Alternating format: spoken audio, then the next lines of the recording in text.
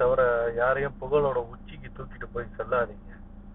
இந்த மாதிரி நடிகருக்கு 250 350 கோடி கொடுக்குறனால இன்னைக்கு கரண்ட் பில் 18 ரூபா வரைக்கும் உயர்ந்திருக்கிறதுக்கான காரணம். காசை அள்ளி அள்ளி கொடுத்தா 1 கோடி கூட உங்களால சம்பாதிக்க முடியாது. ஆனா ஒரே படத்துக்கு 250 கோடி 350 கோடி கொடுத்து உங்க தலையில நீங்க பாரம், உங்க செலவு எல்லாத்தையும் அதிகமா ஏத்திட்டு கிடக்குறீங்க. சினிமா அப்படிங்கிறது தேவை, அதுக்காக 250 கோடி 1000 கோடி எல்லாம் கொடுத்து நம்மளோட பணத்தோட வர்த்தகத்தோட இழப்ப சந்திக்கணும் அப்படிங்கிற அவசியமும் கிடையாது. இந்த கொள்ளக்காரன் இன்னும் கொஞ்ச நாள் தமிழகத்துல ஆட்சி செஞ்சு இன்னும் அதிகமா உங்களோட சாமானிய மக்கள் வாங்குற பொருட்களோட விலையை ஏத்தி அவன் குடும்பத்தை உச்சத்துல கொண்டு போய் நிப்பாட்ட போறான். நீங்க இன்னும் ஏமாந்துகிட்டு இருக்கீங்க. இணையதளம் எல்லாம் வந்ததுக்கு அப்புறம் கூட எம்ஜிஆர், விஜயகாந்த் மட்டும் மாறி அந்த நடிகரும் கிடையாது.